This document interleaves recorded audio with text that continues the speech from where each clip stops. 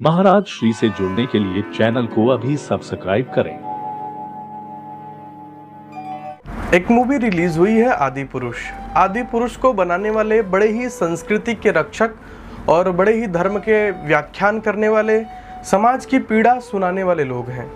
और उनका कहना है कि आदि पुरुष केवल एक मूवी नहीं है, ये भारत के गौरव और सुनहरे इतिहास के लिए बहुत बड़ी चीज़ है। और केवल चंद पैसों के लिए इन लोगों ने सारा काम किया है। इन्होंने एक पिक्चर बनाई है रामायण के ऊपर, क्योंकि इस समय हिंदू संस्कृति के लोग थोड़े से जागे हैं, तो सोचे कुछ यहाँ से बना के कमा लें। लेकिन बनाने के चक्कर में ऐसी मूर्खता कर दी है कि ऐसी ऐसी शर्मनाक बातें की है कि आप सुनेंगे तो आप लोग को लगेगा, यदि नई जनरेशन आएगी वो सुनेगी तो कहेगी क्या हमारे भगवान ऐसी बातें करते थे। हनुमान जी की पूछ जलाई जा रही है तो जलाने वाला कह रहा है तेरी जली ना, तेरी जली ना। वो कुछ फिल्मों वाला डायलॉग निकाल करके बोल रहा है तेरी जली ना हनुमान जी से। और हनुमान जी भी क्या बोल रहे हैं, देखिए जो हमारे भगवान है, जिनका जिसको इंद्रजीत कहते हैं, जिसने इंद्रियों को जीत लिया हो, वो क्या कहते हैं, कहते क्या, उन्हें कहलवाया जाता है। डायलॉग लिखने वाले लोग कहवा रहे हैं कि कपड़ा तेरा, तेल तेरा, आग तेरी, जलेगी भी तेरे बाप की। ये हनुमान जी के शब्द हैं। ये डायलॉग लिखा गया है और हनुमान जी द्वारा बुलवाया गया है। क्या हनुमान जी कभी जिस समय वो थे, उनका जब चरित्र का वर्णन किया जाता है तो कहते हैं, भगवान राम खुद कहते हैं कि हनुमान विद्वता से परिपूर्ण संस्कृत का पाठक था। राम जी लिखते हैं हनुमान जी के बारे में। और हनुमान जी को किस रूप में दिखाया गया है ये आप सभी देख ही रहे हैं। दूसरा, जब हनुमान जी वहाँ जहाँ सीता माँ सो रही होती हैं, जैसे ही वहाँ जाते हैं लंका में, उनके दूत आके कहते हैं क्यों रे, तेरे बुआ का बगीचा है जो यहाँ की ठंडी ठंडी हवाएं ले रहा है। क्या है ये भगवान जी को दिखाने का कहूँ कि कोई ठीक तरीका है? और ऐसी घटनाएं तुम्हें कहाँ मिली हैं जो आप इसे दिखा रहे हो? आप आदि पुरुष के नाम पे एक कॉमेडी का जो कि शो बना के रख दिया पूरा, और उसमें हमारे भगवानों का जो कि हास्य उड़ाया जा रहा है। रावण का आपने जो रोल दिया है वो कैसा दिया है? रावण की विद्वता के बारे में पता आपको? रावण की श्लोक देखें आपने?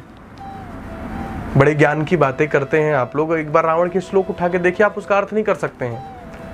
संस्कृत की जो गहरी विद्वता जिस पे होगी वही रावण के श्लोकों को समझ सकता है, नहीं हर कोई नहीं समझ सकता है। और आप रावण को कैसा दिखा दिए, रावण के जीवन को कैसा दिखा दिया। ठीक है, हर युग का एक अहंकारी व्यक्ति होता है, लेकिन उसके जीवन में भी क्या अच्छाइयाँ थी वो उसको आपने कहाँ छोड़ दिया। जो सुग्रीव जी हैं उनका आपने क्या रोल दिया है कि आज खड़े हो कल लीटे मिलोगे। ऐसे से अनेकानेक गंदे शब्दों का, भद्दे शब्दों का प्रयोग किया गया है, देहाती शब्दों का प्रयोग किया गया है, जिसका उस समय किसी को ज्ञान भी नहीं था। जिस समय विशुद्ध शुद्ध संस्कृत चला करती थी, उस समय के इतिहास को आप ऐसे दिखा रहे हो और कह रहे हो कि ये गौरवशाली इतिहास है। इसमें क्या गौरव है?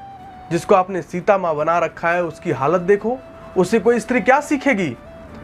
आज भी कोई रामायण देखता है तो बच्चा उस जैसी नकल करना चाहता है। कहीं भी कलाएं होती हैं, कहीं भी जो उसके कहते हैं ना कि यहाँ पे ये कार्यक्रम चल रहा है, शो चल रहा है, तो वहाँ पे बच्चा उसी तरीके का बनने का प्रयास करता है जैसा उस रामायण में दिखाया गया है। प्राचीन रामायण में बेटियाँ, औरतें, माताएं सीता की तरह सजना चाहती हैं, पर इस सीता की तरह सजाना चाहते हो आप?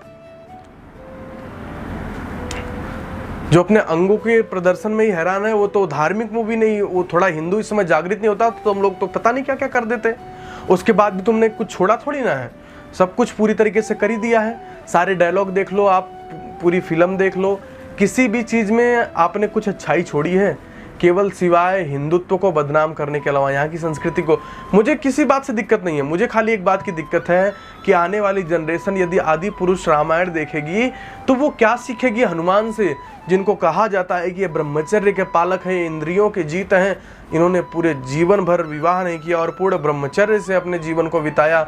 उस तपस्या वाले व्यक्ति से क्या सीखेंगे? खाली ब्रह्मचर्य पे इनका कंट्रोल था, इंद्रियों पे नहीं। तो वाणी भी तो इंद्रिय थी। क्या वो ये बोलेंगे कि तेल तेरा, कपड़ा तेरा, जलेगी भी तेरे बाप की, आग तेरी, जलेगी भी तेरे बाप की? क्या बाप तो पता नहीं उस समय बोला भी जाता होगा, नहीं बोला जाता होगा, नहीं बोला जाता होगा।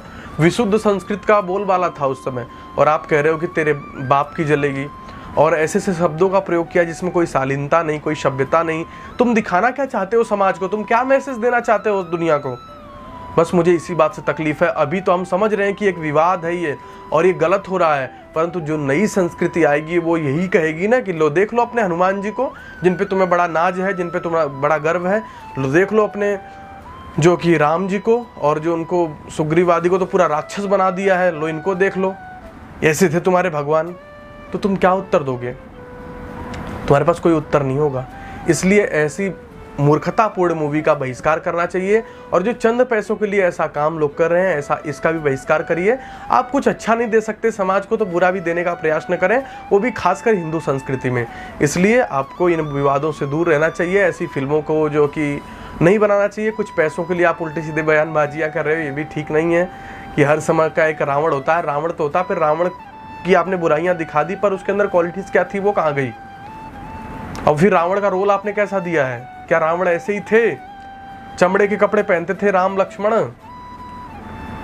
ये जो सारी चीज़ें तुम लोगों ने करके दी है, ये समाज के लिए बहुत निंदनीय है, और इसकी जितनी निंदा की जाए उतनी कम है। सब आप लोग इस मूवी का बहिष्कार करें, अपने बच्चों को न दिखाएं, और ऐसी मूवियों से दूर रखें। जो पुराना रामायण है उसे अपने टीवी में चलाइए, पूरा देखिए, और अपने बच्चों के साथ आनंद से उनसे शिक्षा लेकर के उनसे जीवन बिताइए। वही पावन जीवन उन लोगों का था जो उन लोगों ने दिखाने का प्रयास किया है।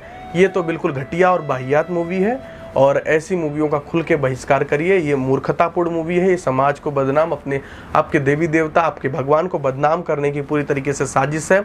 ऐसे लोगों का दो चेहरा होता है, कहते हैं ना कि हाथी के दो दांत होते हैं, खाने के कुछ और, दिखाने के कुछ और। यही सब कहानियाँ चल रही, इसलिए आप सावधान रहिए, अपने बच्चों को सावधान रखिए, अपने संस्कृति से, अपने धर्म से जोड़ के रखिए। इतना ही कहने के लिए मैं आया था, यही मेरा संदेश था आज के लिए। इस चीज़ को आप लोग ध्यान रखें। इतना ही कह के मैं अपनी वाणी को विराम देता हूँ। जय श्री कृष्ण।